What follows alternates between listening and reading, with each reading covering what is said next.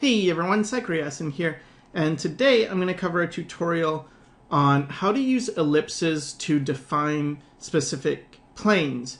And I've been asked a lot about how do you draw faces and how do you draw faces in different angles, and I think this is probably going to help you if you have trouble with that, or at least it helps me. But it isn't a super beginner technique. Because it requires the ability to understand what a plane is, so that's a flat 2D surface. That's a plane, this is a plane, it's spelled plane, like the one in the sky, but it's just a flat two-dimensional surface. And to understand a bit about perspective, and then what you have to be able to do is draw ovals, like this, or ellipses, and draw them within planes, so to describe a plane. So if you can do that, then this technique will probably work for you. So the first thing is, I want to cover how I used to draw faces and how that's changed now. So I'd always start with a circle, and then bring a center line down, and then get the chin and the jaw in, get a horizontal line for the eyes. Now, that's pretty much the same as what I do, except I add one extra thing, which is another oval inside. And what this is separating is the front plane.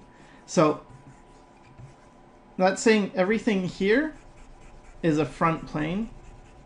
And then I use another ellipse to say that this is the top plane, this is the top of the head, and then this and this are kind of skewed diagonal ellipses. Those are the side, or the, I don't know how you say it, but the cheek area, and then this would be the temple.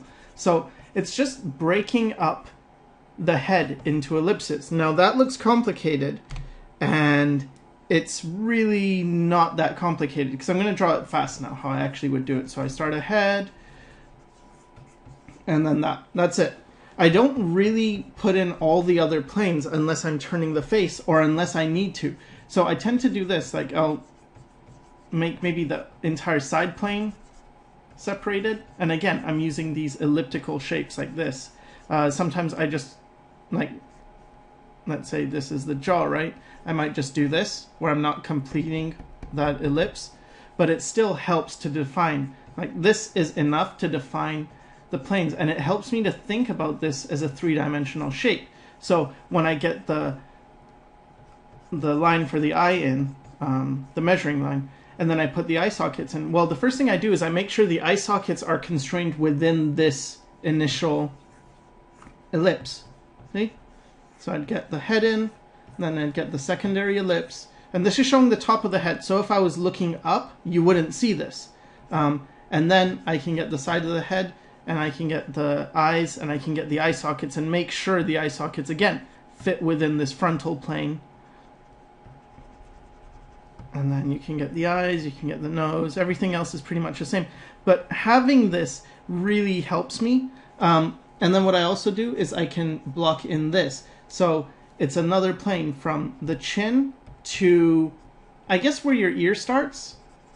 Let's say your ears are here and here. And I'm going to assume you already know the proportions of the face, because I've covered a lot of videos describing, you know, the proportions of the face, where the eyes go, where the nose is, where the mouth is, where the ears are. So I'm not going to go into detail in that, but it helps to go from where the ear starts, like the earlobe, that, I don't know what it's called, not the earlobe, that ear flap thingy. You go from that, and then you go down to the chin. And again, it separates the face into planes. So I have a few planes here. And I don't know, for me anyway, it's very helpful.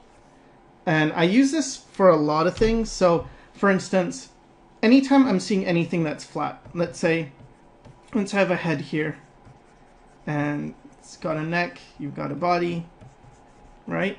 So right now all this is very flat. just a stick man, right? Okay, so very flat. But once I start adding these ellipses to break things up and help me see, like, okay, so this is a side plane, this is a top plane. Now suddenly I have this object and it feels like a solid form.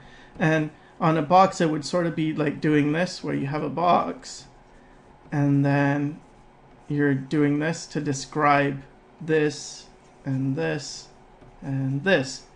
It's like, okay, so here's one plane, here's another plane, here's another plane. So I'm doing this, and I can do this to different parts of the body. So let's say I want the chest to face up. Well, I can create an ellipse like this, and it helps me feel like, okay, this is pointing upwards. And then I can create one here that's saying this is pointing towards us. And I can create ones here, and this shows like, oh, these are on the side, and these again pointing towards us. And it's something that I suppose you need to have some knowledge already, but it's a way of translating a two-dimensional thing into a three-dimensional thing by just putting in these. And I don't know if this is going to help everyone, because again, I mentioned that it helps me, but I don't know. I don't know if it's that easy to do, because maybe it's a very advanced thing, or maybe it's very simple. I'm not sure. But again, it just helps me when I have these ellipses to break down the planes. So then I get the center line of the face in, and then I can get that line to separate the lower portion of the jaw, and to show that this is on its own plane. And you get the eye sockets in within this form, and then you can get the nose and the mouth and stuff. And you can use it even on a micro scale, because this is pretty big, right? But if I wanted to get in, I could draw the ellipses. And I think it also helps to just practice drawing ellipses on other objects, like even a circle. So there's a guy called, I don't know what he's called, I forget his name, but his channel is MoteDD Tutorials, I believe. I think if you put this in YouTube, you should find him anyway. And something I saw from him is he'll create a circle, and then he'll put other circles on it, but in perspective, like so. And it's pretty much the same technique as what I'm covering here, except I'm doing it on a face. It's kind of imagining like, okay, so how would this circle be on this form? Well, if it's facing towards us, it might be like that. But if it's on the side, it's going to be a lot more skewed, like it's going to be more of a flatter shape, right? And as you get towards the side, it's going to flatten out. But I think this is a useful exercise to be able to do anyway, to see how a circle sort of changes as it's turning away, or an ellipse, how it changes as it's turning away from you, right? So imagine this is like an eye, and then it's turning this way. So now when it comes to the plane of the face, when it's looking up or looking down or anything, it's pretty much the same thing. So first thing I do is I get the circle that represents a ball of the head, okay? And I get a center line. Then I get the cheeks and stuff, and the jaw, okay? Because the jaw is always going to connect to the ear, to the bottom of the ear. That's sort of where the jaw connects. On a front view, you have your ears here, and you have your jaw. And this part of the ear comes forward in front of the jaw, and this part of the ear comes, or wait, no, the jaw comes in front of the ear, sorry, and then the ear comes in front of the temple. Yeah, sorry about that. So you have the ear like that in this view, and then the side view of a head, and I think I've covered this before as well. You have the jaw comes back, then you have the ear, and it starts slightly behind that. And so we have the ear here, and then we have the front of the face, we have the nose, the eyebrows, or eyebrow from this view. And then that line I was drawing in the beginning, where I see it, if I put in the second ellipse to describe the front plane, and then I did this line right here, this is going from here which is that little flap of skin in your ear, goes from here to the chin. So it's doing that. Now, where does the front of the face go? Well, again, we can use that oval, and I'm going to get a shape something like this, which is describing this as being the front of the face. This is the side of the head. This is the top plane. Again, it's like that circle, right?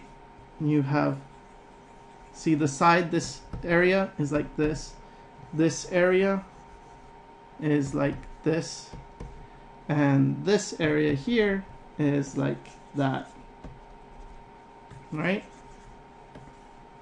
And you can have as many as, you can divide this like however you want, so long as you feel it's going around. But anyway, so to go back to this, okay, so I get the basic head shape in, then I go ahead and I put in this ellipse, and I can put in this line right here, and now that's separated the face into two portions. All the features are going to be in this portion. This is where the jaw is, so this is where the ear is. Now the ear is the same. It goes, the nose is at the bottom of the ear here, and the eyebrows are at the top, so here. So here now I have my placement. I can get, again, the center line. So I get the placement of the nose. Now it's important to remember, you have your center line, right? So as your center line comes down, the nose is going to be on this side of it. If it's facing this way, it's going to be, you have this line, and your nose has to be on this side of that line. It's not going to be here, or it's not going to be here, because the center line is telling you this is the middle of the face, and so your nose comes in front, right? It comes off the middle of the face. And then again, you can have more detail here where you describe the center line and the forms and stuff. But this is it, like this is the big thing, is dividing it using these ovals. And I find it's really helpful. I can get the eye sockets in, again, remembering that they're gonna fit in within this oval for the front plane of the face. Now, if I just cover the planes of the face, I guess I'll do that really quick. It goes something like this. Okay. Now I'm not going to use the ovals, or should I? Maybe I should. But anyway. Okay, so you've got the front plane, which is all this, you know, forehead. This is all in the front. Then you have, what else is in the front? The cheeks are facing to the front. You have the nose in the middle. The middle strip of the nose faces the front. And you have this part of the, I don't know what it's called, the upper lip area, that faces forward, and then the chin here and the lip there sort of faces forward. So, and then we have our eyes that are also facing forward, and there's parts of the ear that are facing forward. So these are all the frontal planes. They face forward, right? Now, this part is the top plane. This is all the top because it faces this way. So if there was an arrow coming off this part, it would face towards us. And it's also easier to imagine it in both front and side view. So you have forehead here, the nose, lips. Okay, so you have this. Now, again, what is facing towards us on this side? Well, I suppose this would be, which is the forehead here. This would be facing forward, which is here. This would be, which is here. This would be here. And this would be, which is here. But you also have this. Remember this. This is super important. All this cheek is also facing forward. So you also have this facing forward, and then the eyes, right? You know, parts of the eyes that are facing forward, like this. This looks like a crazy mask or something. But anyway, it's really important to see this. And also this is going from around here to here, right? So you have this entire portion of the head which is facing forward. Now, why is it important to know the planes of the face? Well, it's important for lighting and stuff. Because let's say I want to light anything. The planes of the face aren't going to change, okay? So I'm going to draw a head, get the oval in, the ear, and define this plane of the face. So we had our forward planes, and then everything that's not a forward plane is either a top plane, a plane facing down, or a plane facing either to this side or that side, right? So you think of a box. This is a side plane, this is a front plane, this is a top plane. Underneath would be a bottom plane. On the other side would be the other side plane, right? So, okay. So this is just the face. I'm going to get in the top planes and side planes.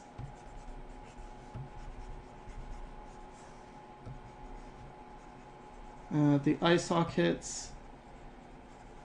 This is the front plane. And the mouth, right? Okay. And this is also facing the top. Now this part is facing forward, but it's also going a little bit down like this, because you see on the side view anyway, or even you can see here, right? You have your cheek, and then this comes down, and then you have your chin.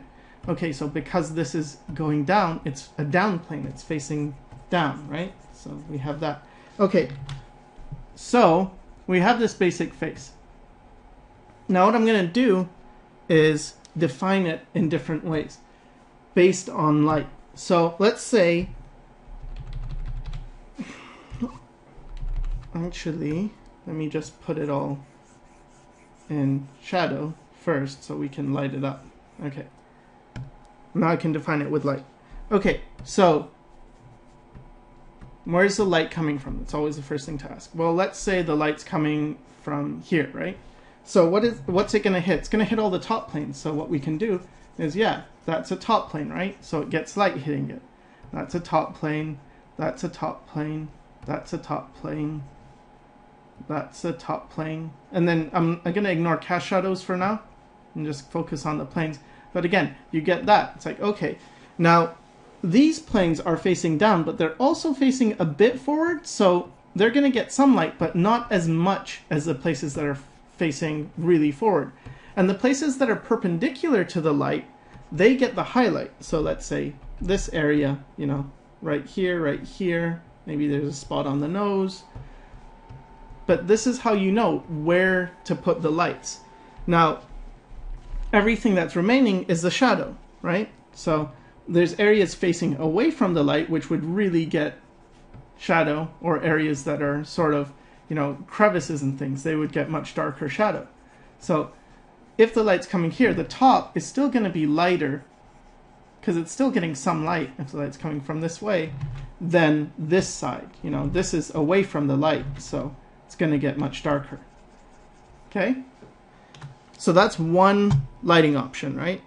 But let's try something else. Let's say the light is coming from below.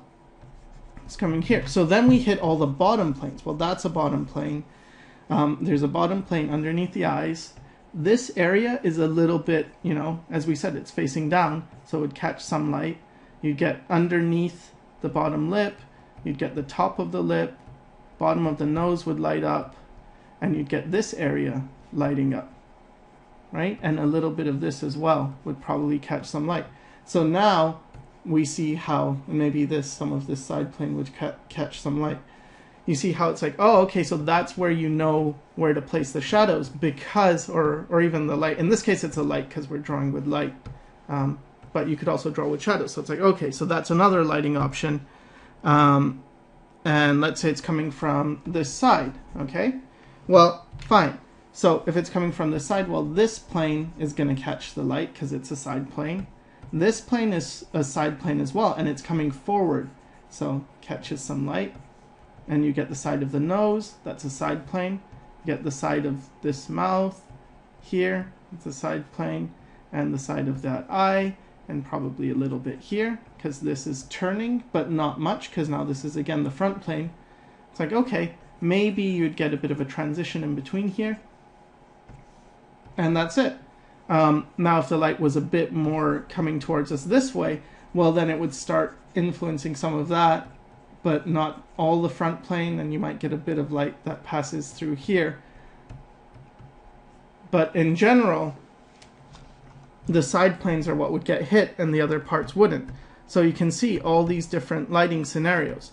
And you can also double them up, but instead of this, like let's say this is the main light is coming from the top down, right? And then we have a secondary light. So let's make this more dull and maybe colorize it, make it more dull. And let's say there's like some spooky light coming from below. And we can lower the opacity of that a bit. So it's like, oh, now you have a main light source with some reflected light, and that's about the planes of the face. So again, this is all because of understanding planes, and this method of using ellipses is really helpful to understand planes. Now, if you're just starting out, and I'm sorry my tablet's being sort of dumb, it gets like this sometimes where I see the lines are a bit, well, it's behaving a bit better. No, let's see, it's getting a bit like straight. But anyway, if you're new to ellipses, this is what you want to do. Every day, just practice doing ellipses like this. Different shapes, different sizes. You can practice some circle ones, some taller ones like that. But this is what you want to practice over and over. It's just doing this. It doesn't mean you only do this, but this is sort of what I do as an exercise anyway. I know Cintiq likes to do these kind of spiral things. Those are cool too, but I like to do just ellipses.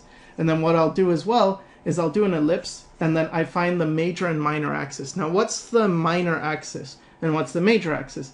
Well, the minor axis is the axis that is, first of all, it's perpendicular to the major axis, and the major axis divides the thing from the it's not the widest points, but like, you see this way, like lengthwise, it divides it. So that's the major axis.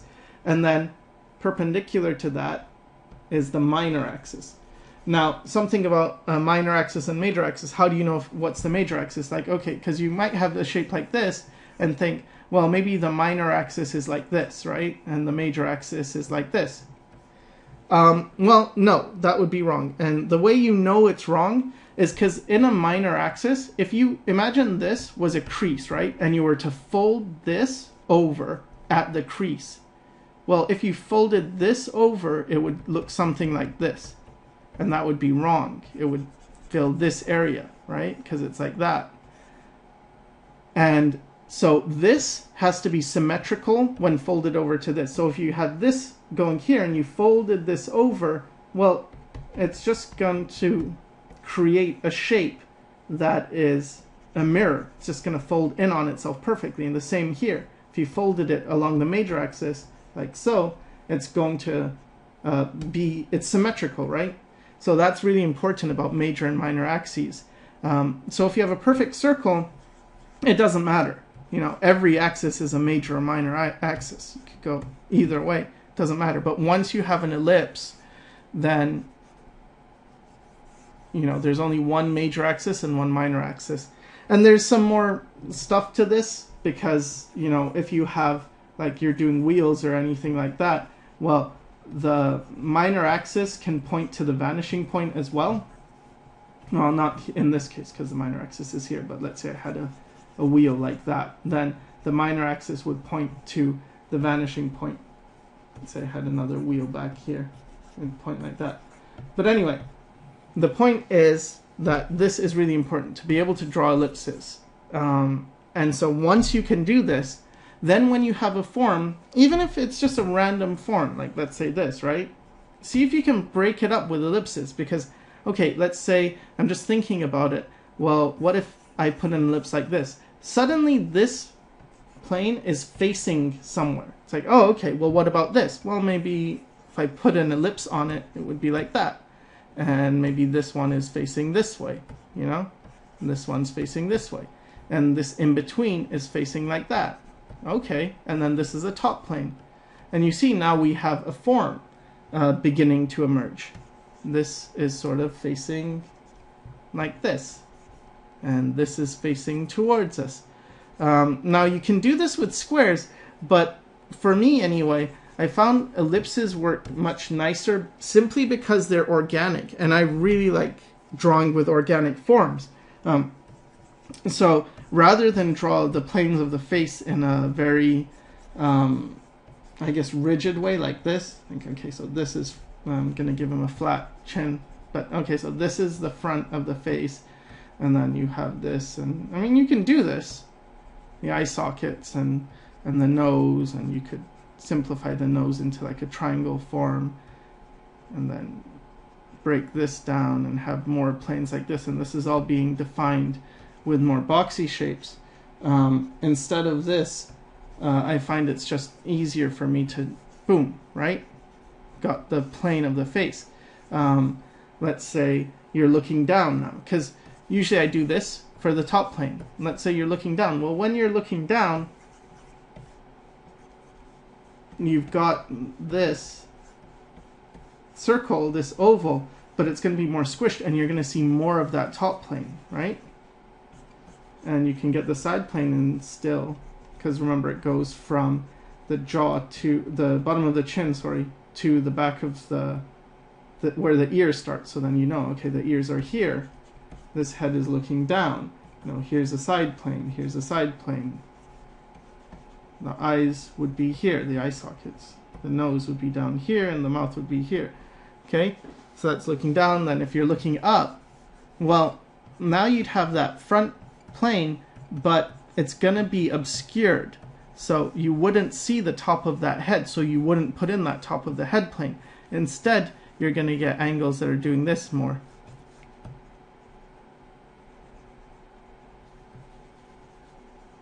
Okay, now, I hope that makes sense. Again, I can get this plane in, and now if I'm gonna paint this guy, or light this guy, if I'm gonna add shadows, well, again, it's very easy to, or at least it's much easier to know, okay, well, what plane is facing where? What plane is this? Where is it facing? Is it facing towards us? Well, there's going to be a plane on the cheek where if you think of a cheek, right, you think of it like this from a side view. Let's say the eye is here. So here's the cheek.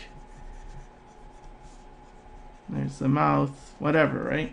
Okay, instead of just thinking of it as a curve like this, like that's a curve, think of it like this.